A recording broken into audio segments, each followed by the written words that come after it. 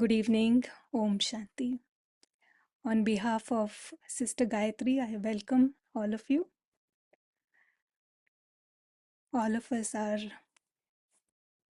getting so much enriched for last 2 weeks with this series of becoming soul smart.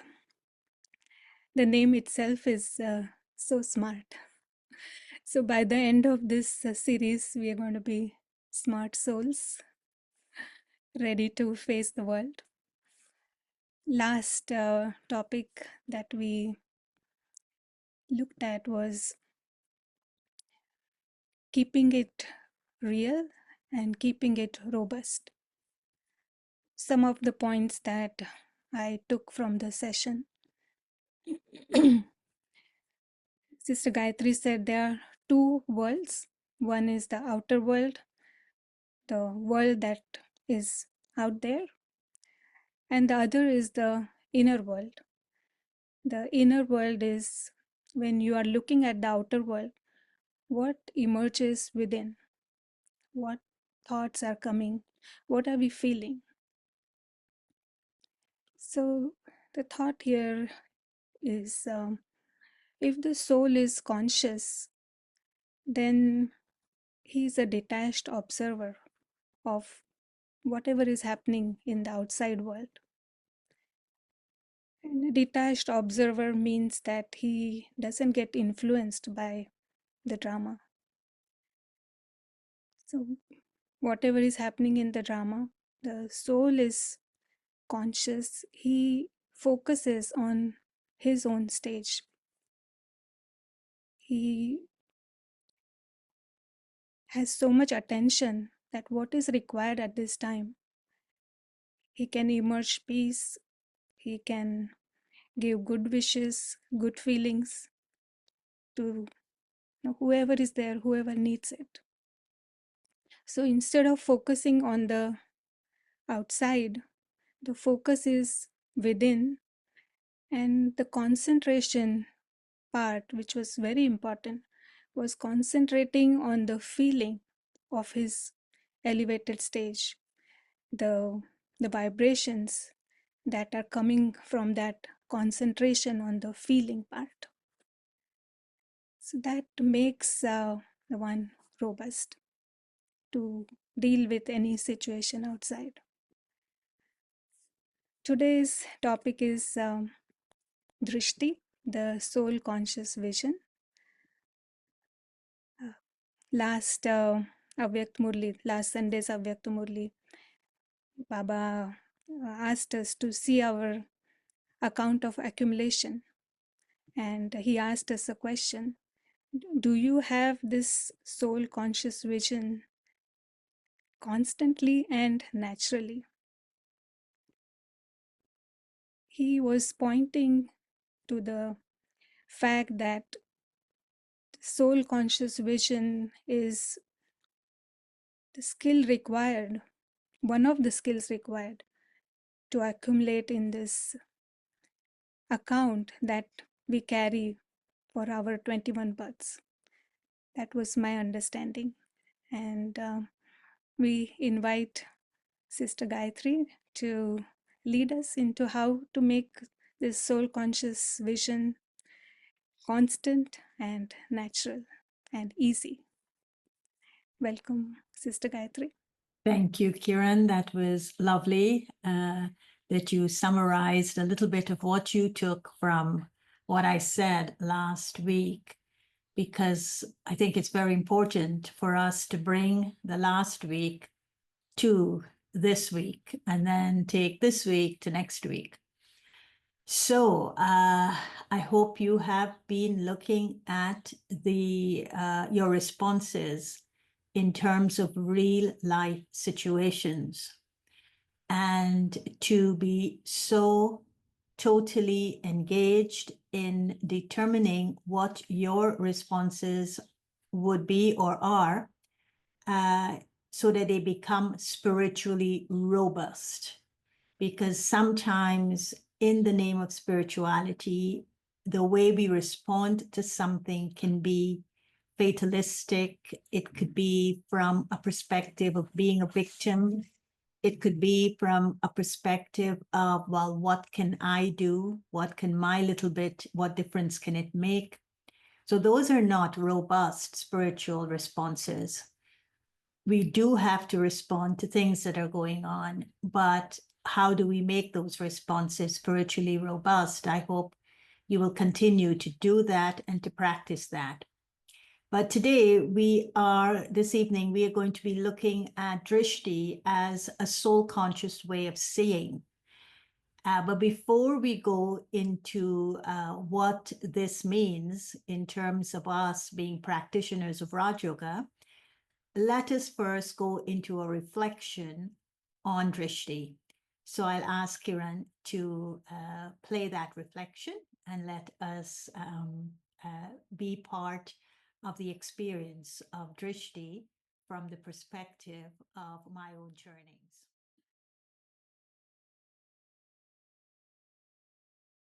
Okay, all right, let me move into today's, so I give you more time to ask questions. And what I thought of doing is I will share with you my understanding of drishti, and I will then give you a practice that I would like you to take away with you for this week as your homework. And you will experiment with this practice intentionally, consciously, every day. You're going to use the practice every day, consciously and intentionally, so that you can experiment with drishti in a way that you're exploring and you're discovering the impact of seeing, this divine way of seeing, and of receiving as well from this divine way of looking at what's going on, looking at people, looking at situations, looking at circumstances. All of that divine drishti comes into play. So it is something that you're doing all the time. We are seeing all the time. So drishti is a neutral word. It means vision. It means a way of seeing something. Drishti, it also means a perception I'm having. That's drishti. It also means I am sharing something from inside of me with nature, for instance. That is drishti. But drishti is also, I can receive drishti. So that is what is happening all the time. We are giving drishti, we're taking drishti, we are perceiving things, we have perceptions. But Baba uses the term divine drishti. In the Brahma Kumari's language, it would be divine drishti. The Hindi term is divya drishti. So when we use the word divya drishti, it is no longer a word without a value, right? Neutral. But it is definitely indicating that my drishti, if divine, can be transformative. So we'll be looking at this aspect of drishti. But drishti is something that is connected to the soul. So we have physical eyes. The soul is seeing through the physical eyes. But it is the soul that is observing, that is perceiving, that is looking, that is seeing through these eyes. It's not just these eyes. The eyes are just the windows. The eyes are the lens through which I'm looking. But there's a subtle aspect to lens as well. There's a subtle aspect to eye as well.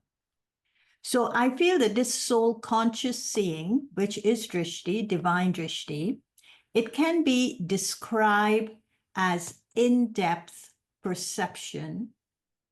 And deep perception is actually three-dimensional. And the way Baba describes the way we should be seeing things is actually three-dimensional. It's a three-dimensional seeing.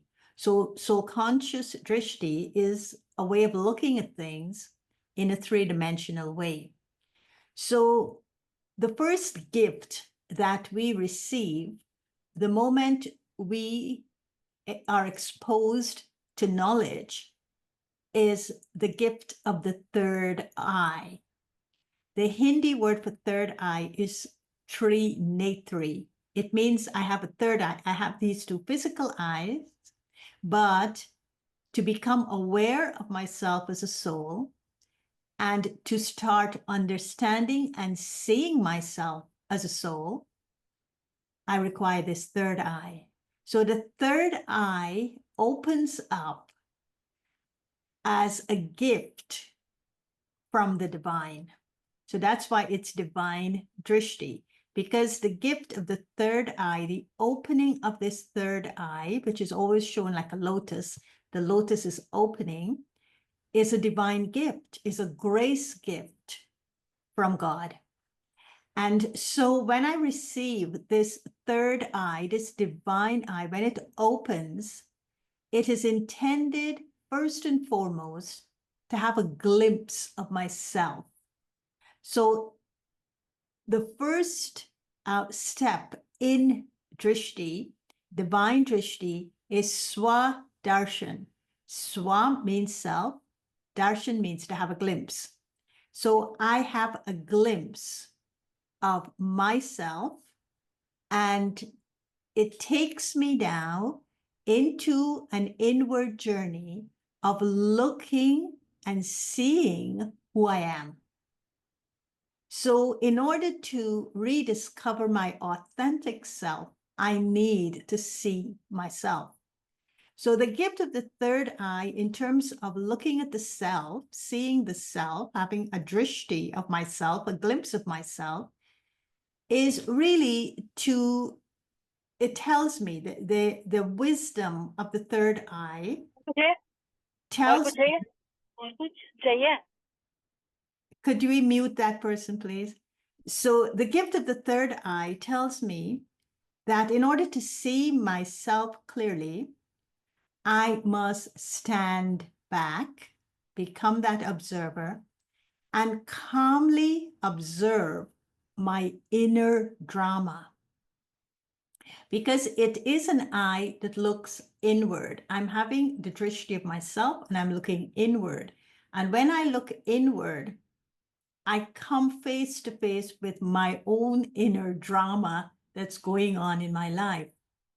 I'm observing it without rushing to any form of judgment about myself. I'm just observing what's going on. So the third eye gives me a reality check on my inner drama.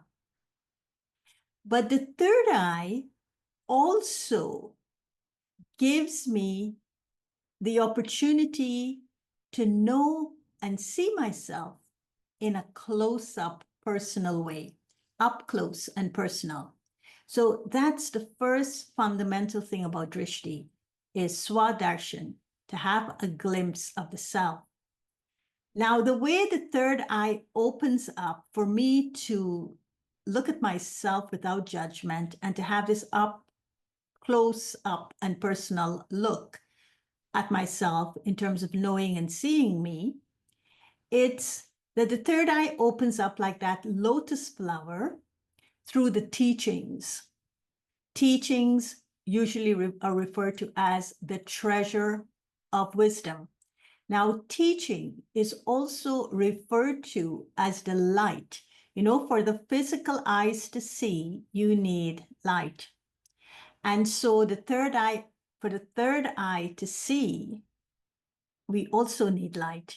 So the light comes from the teachings, the wisdom that opens up like the lotus flower, and it gives the third eye what is called divine insight. Now, the soul sees with divine insight, and divine insight is understanding, meaning making, and experience. So for that to happen, the third eye needs to transcend the limitation of these two physical eyes, because these two physical eyes put us into a narrow linear vision. It's a tunnel vision look. I'm just seeing what is there in front of me, and I'm looking at what is in front of me in the material sense of the world.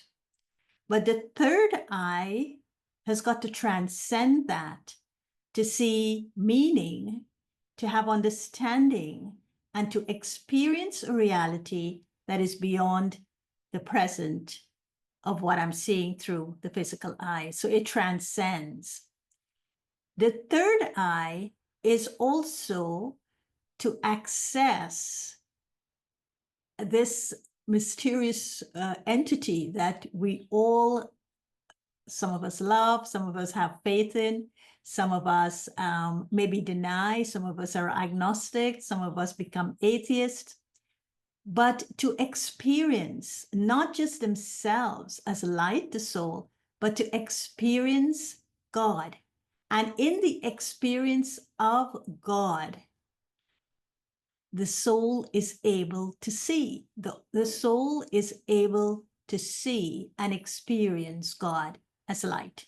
It's able to experience itself as light through the light of knowledge, and then the light of its existence, to see and experience that, but also to see and experience the Supreme Soul through the light of knowledge.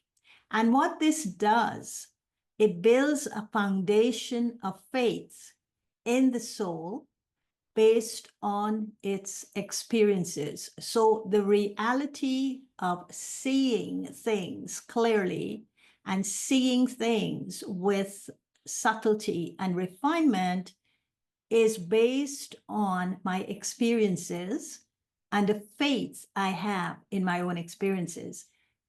That gives me a very clear picture of what I'm seeing, because it's informed from divine insight. It is this divine insight that comes from my experiences that gives me the spiritual authority. Now, there is a saying that however you look at something, you are going to see it based on the experiences that you have within. There's no other way for you to see it.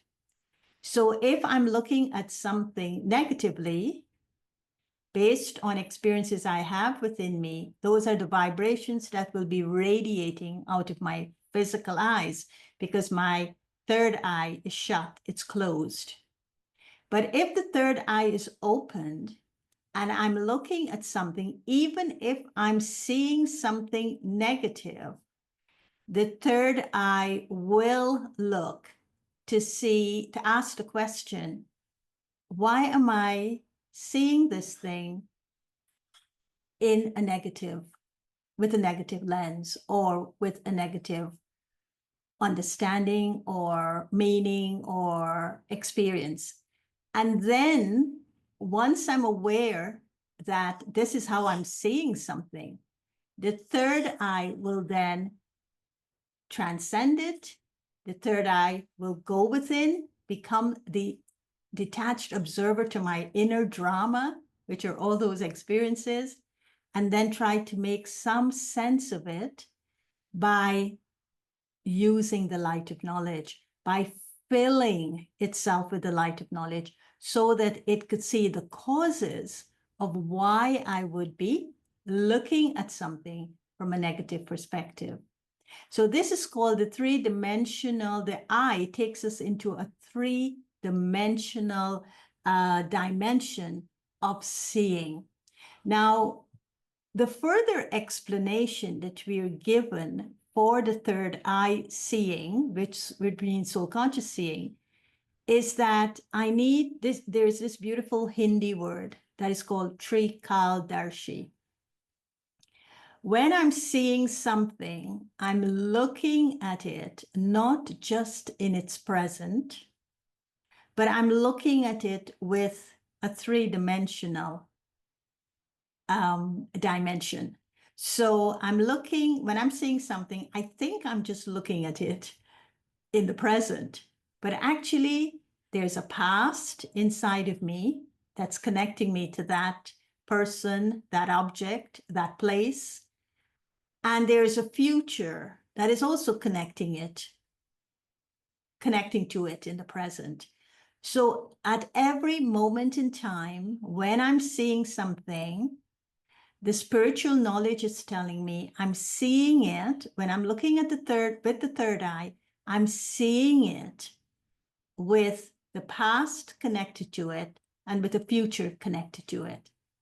So the awareness of seeing in the present, in the now, is to recognize that when I'm seeing something, it is a way to correct the past.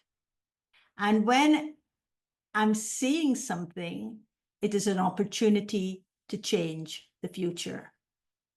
So this is called transformative. Drishti is transformative seeing, because I have at my disposal, and I'm aware of it, there's a past influencing me, and there's a future invoking me as I am seeing in the present. So this is a very beautiful way in which the third eye, the Trinitri, the eye of the soul sees. I may not always be consciously aware that there's something of the past influencing what I'm seeing in the present, and there's something in the future invoking me as I'm seeing the present. But the intentional way of seeing, the intentional way of giving drishti to something is to be aware of this. So I'm checking, okay, how much of my past is clouding what I'm seeing in the present? And what is it I must correct in the way of seeing the present by relinquishing or releasing these influences of my past?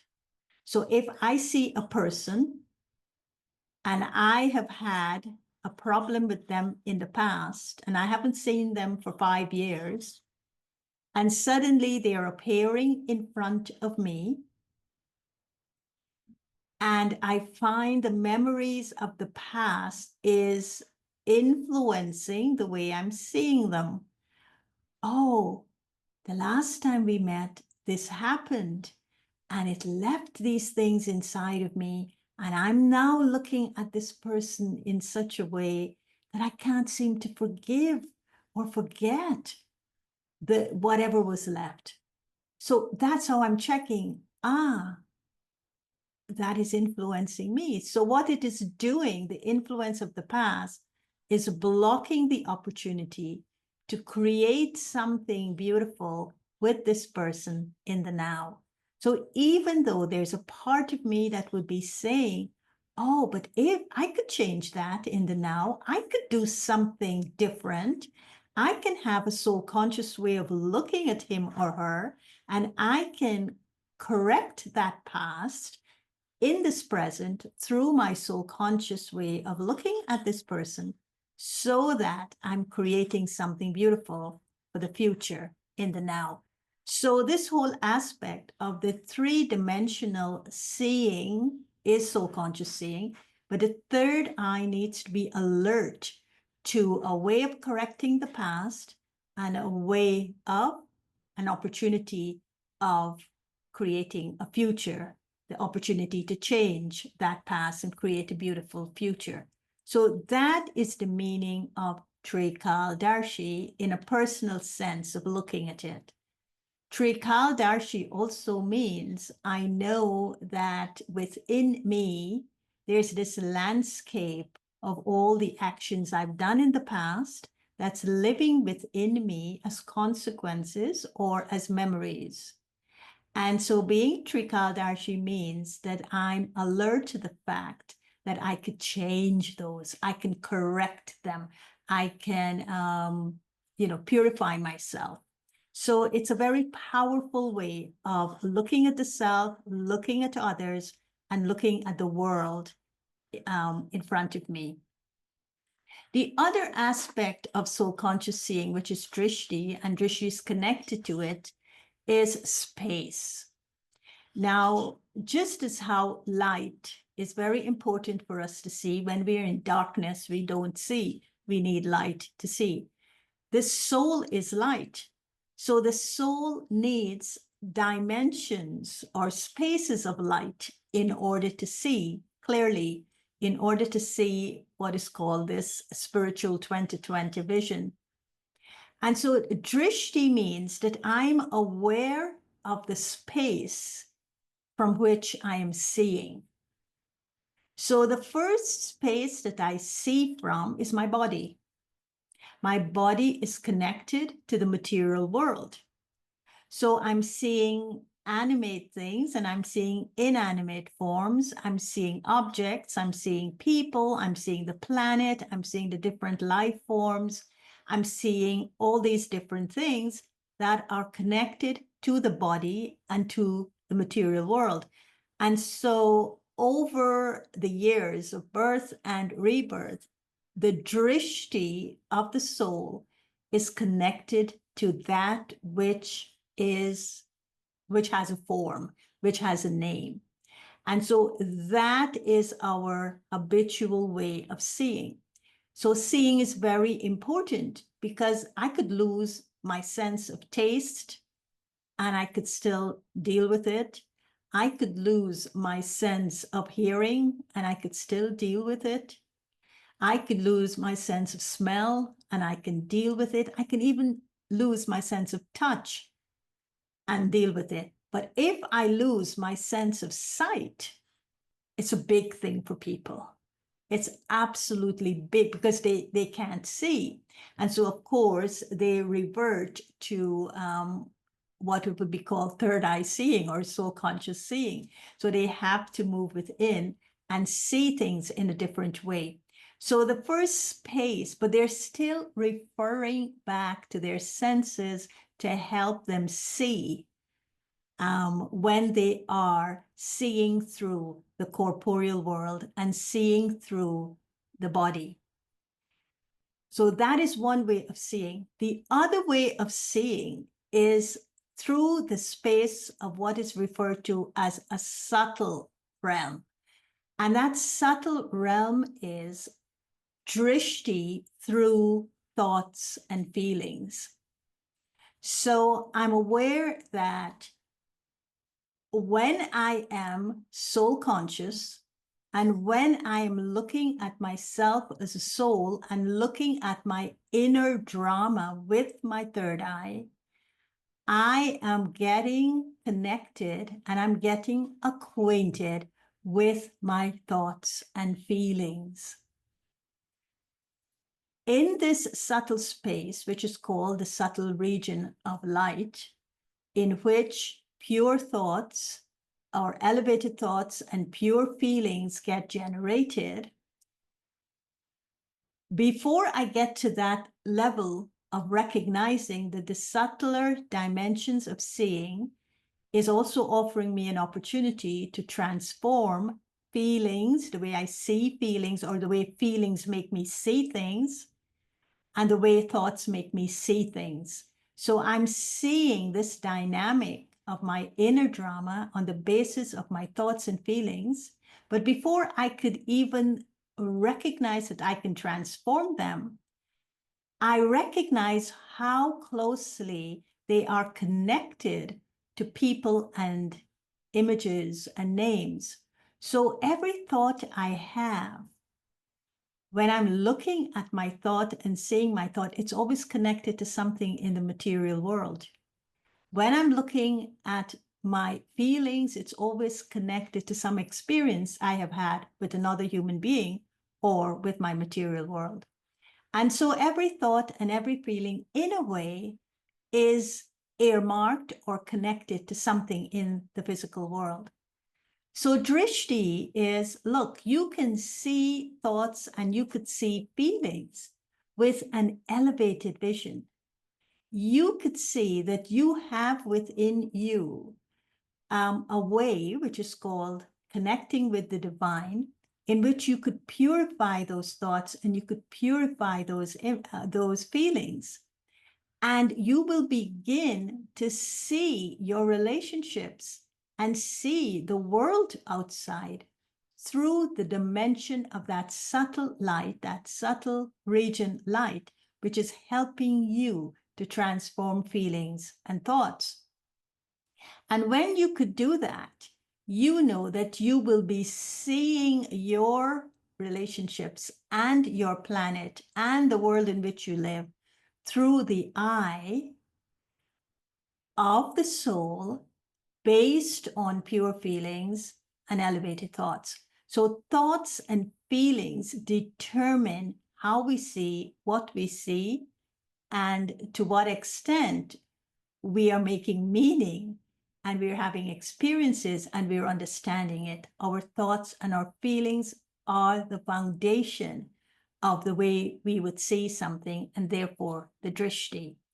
So drishti is a soul conscious seeing, and it requires all these three things: having the third eye open with the teachings, the wisdom, the light of knowledge, being in a state of the three dimensions of past, present, and future, and also being in a space of light. There's a light that helps me see in the physical world.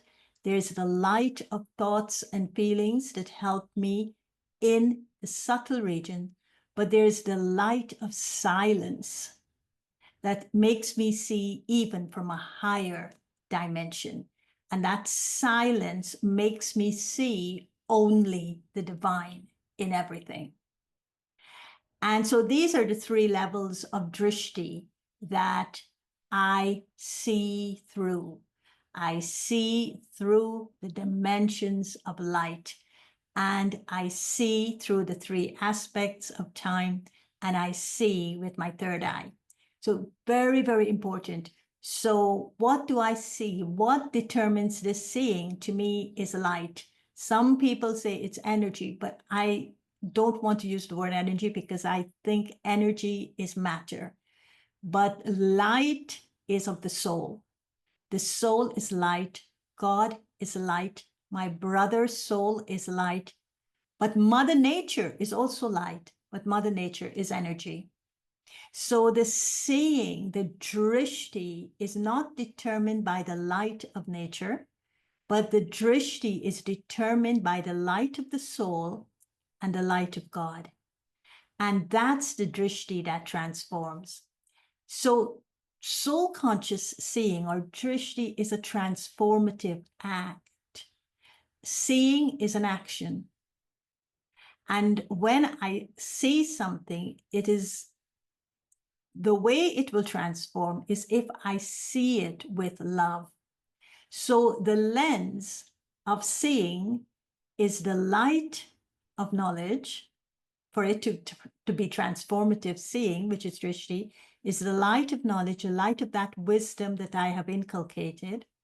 But it is also the light of love.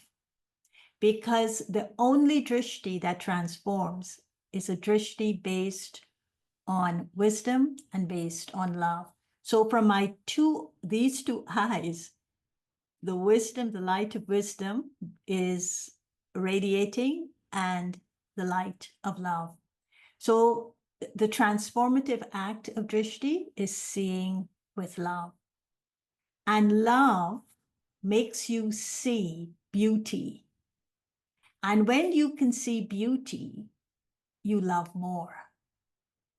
And so it's not that you don't see the ugliness, but the knowledge, the light of knowledge makes you look for the good, makes you look for the beauty, and you stay with the beauty. And that is why looking at nature, you see a lot of beauty in nature. You also see a lot of not so nice things in nature. But the tendency of the soul is to stay with the beauty of nature Whereas the tendency of the soul is not to stay with the beauty in its fellow human beings, but to see more of the ugliness of its fellow human beings. So drishti is a way of us learning to transform at a subtle level through our thoughts and feelings that would radiate from our eyes into the world, with the third eye being opened with wisdom, with knowledge, with experiences. So the other thing, when you look at something with love, if you look at a human being with love, you would see the whole human being. You wouldn't just see the part you like and the part you don't like, but you will see this is a human being. So even though the human being may be behaving a certain way, I would like to get to know this being. And I'll tell you an example of this, that because I was thinking of it a lot and I was experimenting with it for the week. There is a person who parks his car in front of our entrance here. And those of you who've been to Queens know there's a huge pole that it's very difficult to come in and out of our driveway. And so if a car is just a little bit over, you can't really turn into the driveway. So this guy parks his car on the street in front of the neighbor's driveway, and he's always blocking me from getting out. And I would always get very upset with him because I would only see him doing something that I felt was so unconscionable. Doesn't he see that he's blocking me from getting out, or this car from getting out? And doesn't he know how difficult this is? So today, because I'm thinking of drishti as a transformative act, I walked out to him and I said to him, and my tone, of course, was very loving. And I'm looking at him as the soul, and I'm looking at him as my brother. And I said, when you park like this, I'm not able to get out, and I don't want to hit your car. You have a very beautiful car, and I don't want to hit it. So could you please make sure that you don't do this? And instantly he came right out of the car and he said, okay, yeah, sure, I'll do it. And started, chatting with me. And I'm saying, I know how difficult it is to park. So I'm not, I'm empathizing with you. He gave me his name. He gave me his number. He says, anytime you're not able to come out, call me and I will move the car. And I'm saying that because I changed my vision of him and I treated him with respect and treat him with love and understood the situation that makes him do this, it transformed my way of seeing him and maybe his way of seeing me. And there was an act of cooperation that occurred. So this is soul conscious seeing. It's the way we see something. Look at the whole thing. Just don't look at the part. What he's doing is wrong. But look at the other elements that perhaps is contributing to what he's doing. And be compassionate, be empathetic. All of this would contribute to soul conscious seeing. So seeing with love is not just seeing with goodness and kindness and goodwill and generosity, but it is looking at the whole. So you're not just choosing a value and say, oh, I'm going to look through the lens of this value. It won't work like that. I can't even say, oh, I'm just going to look with love. But the love is systemic. The love is the whole person. The love takes in the situation into consideration. So I call it a systemic way of looking, and only love can make you see the whole. Otherwise, if you're just looking at something linear, even though you're looking at it with love, you'll only see parts of it. You will only see fragments of it. So I want to give one example and then leave you with the practice that I want you to take home as homework. Now, I said earlier on that soul conscious or drishti, soul conscious seeing or drishti, is to see yourself as a soul, first, swadarshan, and then to see God as light, you as light, God as light, and then to look at your fellow human being, this Daniel in the car, as a brother, also a being of light. if these three-dimensional things, these are the three things that makes up drishti. I, the soul, God, the soul, the supreme soul, and my brother as a soul. So the divine drishti is to understand this three-dimensional way of seeing. So otherwise, I see what I expect to see, what I'm ready to see, and what I desire to see. This is body conscious vision. But to see with love, I must first change my thoughts, change the thoughts in my mind, and change the feelings in my heart with the powerful understanding of wisdom, with the knowledge that Baba has given us, and what that knowledge says that is the impact or the catalyst for me to change my thoughts and my feelings toward another, is that everyone deserves to be seen with respect and to be seen for their dignity to be seen, regardless of their personal characteristics. This is drishti. This is what drishti means. And so I want to take you through, when I'm looking at someone with a body conscious vision, I may be telling myself, oh, I have to see this person with dignity and with respect, regardless of race, of creed, of color, of gender. I know Baba is telling me to treat everyone with a vision of brotherhood. That means with equality, spiritual equality. I must look at them with respect. I must do that without regard to their identity or their background. I must look at them with the love of fairness and inclusivity. I must look at them recognizing their inherent worth. But what if we don't practice these three lights of soul consciousness, of connecting to God as light, and of looking at my fellow human being as a soul? All living things, there are elements of soul consciousness, but at varying levels. But to look at the life within the being, then it just becomes, the mind just repeats it as statements, as policies, as things I've heard people saying that are right, but it's really not coming from the experience.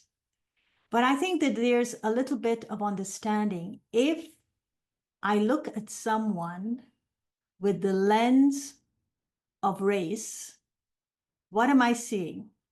I'm seeing a group of people who share perhaps common physical and cultural characteristics. But if I look at a person outside of the vision of race, what I'm seeing is a soul, a child of God with spiritual characteristics. When I look at a person with the lens of creed or religion, I'm seeing their faith. I'm seeing their beliefs. But when I look at them with drishti, soul conscious drishti, I'm seeing their dharma. And Baba says there's only one dharma, there's only one creed of the soul, and that is peace and nonviolence. When I'm looking at a person based on their race, the color of their skin, I'm just seeing skin tone, and I'm seeing complexion, and maybe I'm seeing features. But when I look at them as soul conscious, I see none of that. I actually see their uniqueness in the way of their expressions. And then when I'm looking at gender through a body conscious, I'm looking at social roles, I'm looking at body conscious behaviors, I'm looking at biology, I'm looking at sex. But when I look at them as a soul, which is soul conscious drishti, I'm not seeing any of that. Because the soul doesn't have a sex as such, even though Baba is saying, it's brotherhood, you get your inheritance, but it's in relation to the soul's right to its inheritance. And he compares that to boys being the heirs to the inheritance. So the soul really doesn't have a gender. It has both Lakshmi Narayan, Vishnu. So I don't see that when I'm looking at the soul. So for your homework, I would like you to take this away for your homework and to practice it, because recognizing the broader knowledge base that Baba is describing Drishti from, Drishti is not just an ordinary vision. Drishti is divine vision. Drishti is connected to divine insight. Drishti changes the way I see things from the inside out. So I'm going to ask you to take away this practice and to intentionally practice it when for this week. And it's actually the relationship, the drishti that you share with God, with Baba. And so I want you to practice experiencing the flow of love from Baba's drishti into you. And there's a very beautiful poem that I found. And it says that when you feel God's love through your eyes flowing into you through your eyes, God's drishti on you flowing through your eyes, then here are some thoughts that would emerge. Is that when you regard me, it means God's regard for you, your eyes, God's eyes, imprints his grace on you, the soul. And in this, you feel being loved again by God. And thus, you become worthy in the eye of God. And you love what you feel God is seeing in you. And then you are able to love the same in another when you look at the other with love. So bearing this in mind, I want you to ask yourself when you're sitting in your yoga, taking drishti from Baba, are you able to catch the power of love through Baba's drishti, through the Father's drishti? Practice receiving love from the Father's drishti. Practice that when you're sitting in meditation. The foundation of this practice is actually silence. So in that silence, as you're receiving the love from Baba's drishti flowing into you, is it creating within you, is it opening the third eye with an understanding of how God's love is purifying you in a very beautiful way, and how it's transforming you in a profound way? Because if we don't allow Baba's drishti to pour that love into our souls, we will never know how to love our fellow human beings. And so when I open my soul, my third eye, to receive the love from Baba, then that love is moving inside of me or transforming inside of me my imperfections, my vulnerabilities, my weaknesses, my hesitations.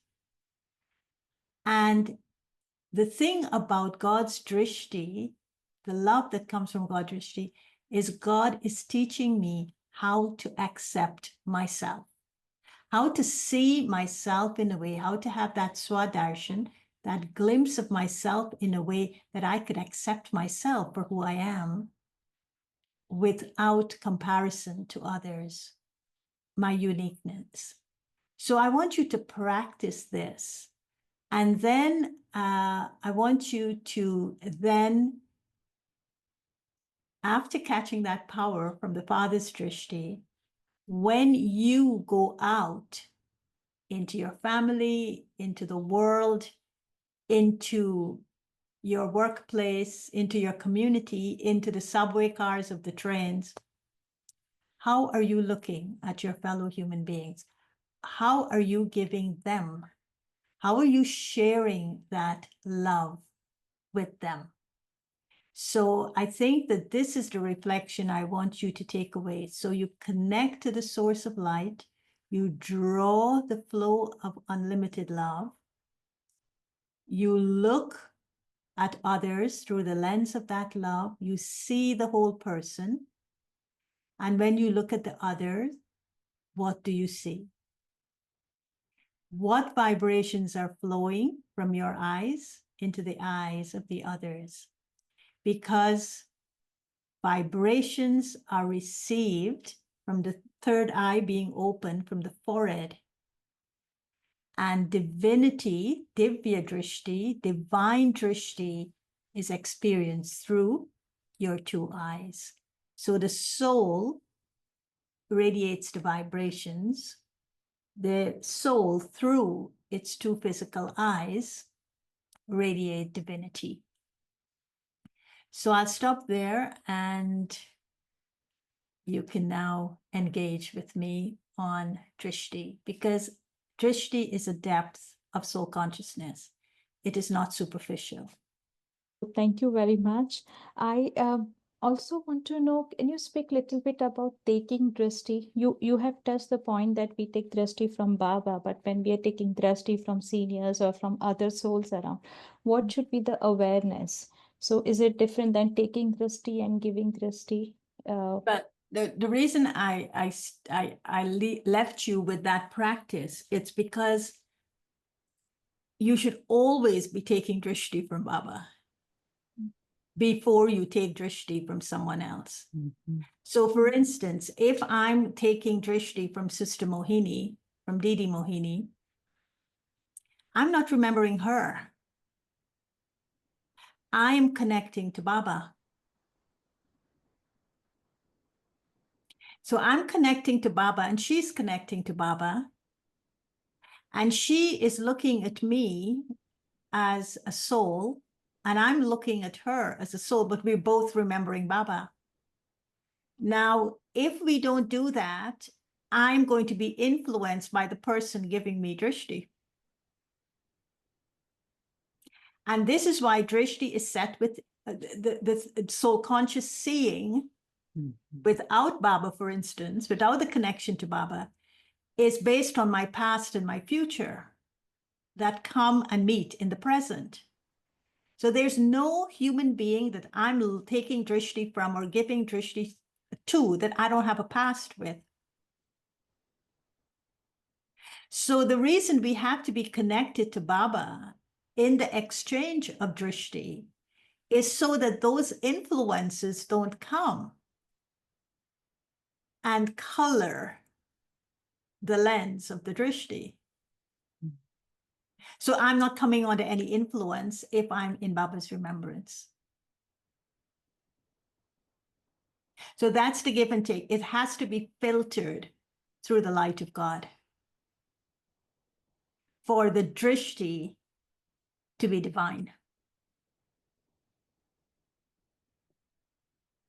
Yeah. And that is why it was always safe to take drishti from the daddies, or it's always safe to take drishti from Sister Mohini or from Sister Jayanti, because you know for sure they are in Baba's remembrance. And they are not, this is what I was saying to Sister Mohini on Wednesday. It's like the pure innocence of a child's heart. That's purity. The pure innocence of a child's heart, in which they don't want to influence you in any way to do anything based on their desire of you. So this is why that line, how do I see, what do I see, and what desire is driving my seeing? Or the expectation that I may have of someone else is driving that seeing. And I'm trying to influence them with my drishti to do what I want them to do, or what I think is best for them. That is not divine drishti. that is a drishti with a preconceived desire for an outcome. And that is not divine drishti. Divine drishti is like a baby's drishti. They want nothing. They're just curious. But with us, we have to be connected to Baba. Otherwise, that drishti is influencing you. Now, you may not know if the other person is in connection with God, but what you have to make sure when you're giving drishti, you are in connection with Baba. The thing is, one is the past, present, and future, but also I want you to experiment with the dimension in which you see. Which dimension do you see? Do you see through your actions? Do you see through your feelings and your thoughts? If you see through your actions, you're in the corporeal world. If you see through your thoughts and feelings, you're in the subtle world, that dimension of space. If you see through silence, you're in the incorporeal world.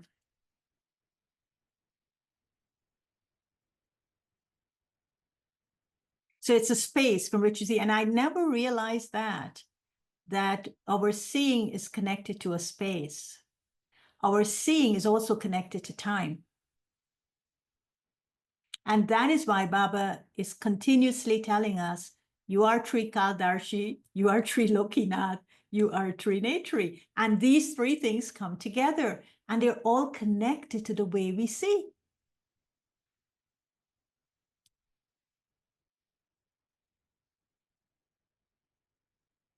And it suddenly, this is why it's so good for me to do these sessions, because it helps me so much. All of you are becoming, you just come and because I then go, I go to the Murlis, I read about how Baba is saying it. And this last line that I said to you, that vibrations come from the forehead and divinity comes from the eyes, are Baba's direct words.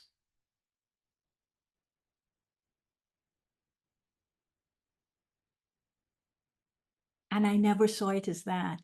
I never saw that the eyes radiate something and the actual throne of the soul itself radiates something. So I know it's a lot, but it's a good lot, right? And that is why we can say that we have open eye meditation, because the divinity That's right. is Drishti is open eye meditation, something I forgot to mention. So if you close your eyes, that's not drishti. And that's why Baba always says to us, when you sit in front of me, open your eyes. Because my love is flowing from Brahma's eyes into your eyes. Or from Daddy Gulzar's eyes into your eyes. And your eyes catch love. There's no other way that you're going to experience love. And that is why it's love at first sight. The love and sight is connected.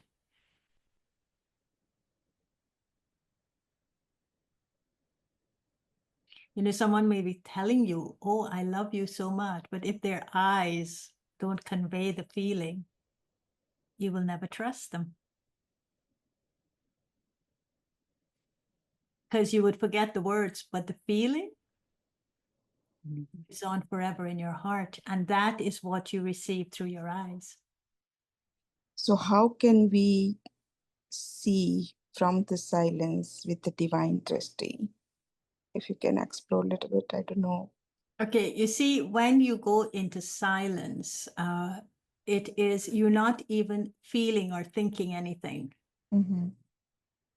Right? You're in a state of observing. Mm-hmm. And you are like with Baba in the soul world. Mm. And you are being silent about everything. And you're just looking. And from that silence, and it's very important to do that when you can't see something that is making sense to you.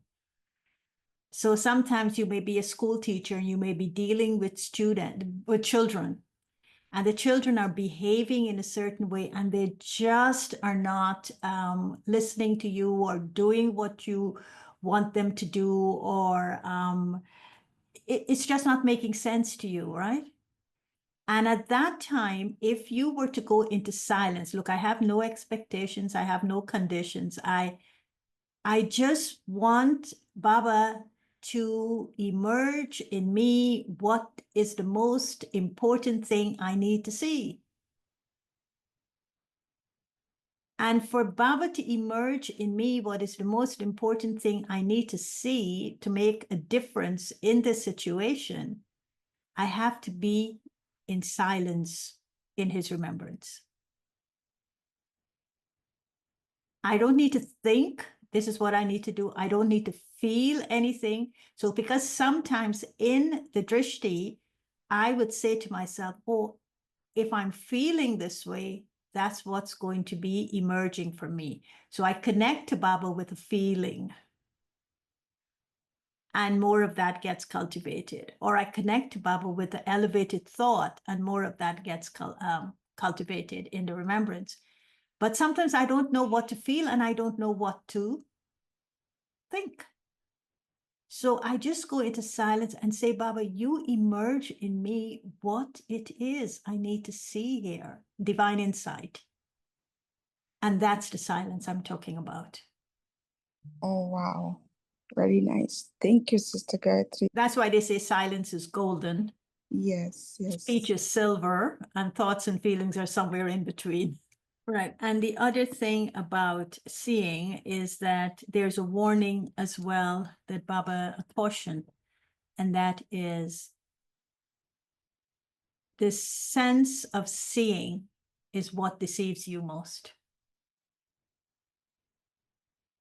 You will be deceived by your eyes.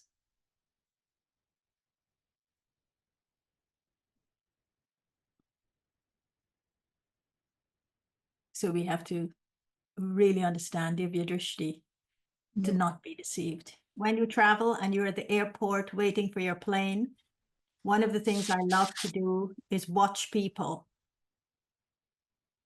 I sit there and I watch people. So as you're watching them, do it with soul conscious seeing. And it's very entertaining because you're seeing something very different from what they're doing. And I love to watch children, because they tell a whole story just by what they're doing at the, sitting around. And they say so much because you're looking at them as little souls in those bodies. So you watch them with that soul conscious seeing and you learn so much. So I could tell each one of you what to do really with your soul conscious seeing, but each one should really practice it.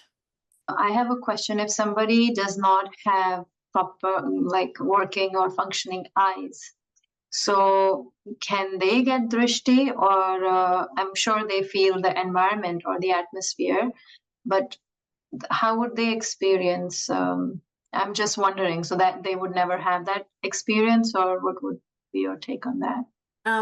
This is why I think it was so important for that last thing that Baba said, from your center of your forehead, the vibrations would emerge, right? The third eye. And from the eyes, divinity would emerge. So vibrations emerge from the forehead and divinity emerges from the eyes. So if I have eyes that are not functioning, I can't see, my third eye is still open. And all the receiving, the giving and the taking of drishti is with the third eye. The only difference is I am seeing Brahma Baba's eyes, and the other one who cannot see Brahma Baba's eyes is visualizing eyes through which God is giving drishti. And this brings me to a very important point. Once I asked Sister Mohini, when I'm taking drishti from you, where should I be looking? Should I be looking in your eyes, Or should I be focusing on the center of your, where the soul sits? She says, you always focus where the soul sits. Never focus on the eyes of the other, because that's where you're going to be influenced. That's what you're going to be deceived by. If you're not in remembrance of Baba, whatever is in the eyes of that person, soul is coming through their eyes and it's going to hit you.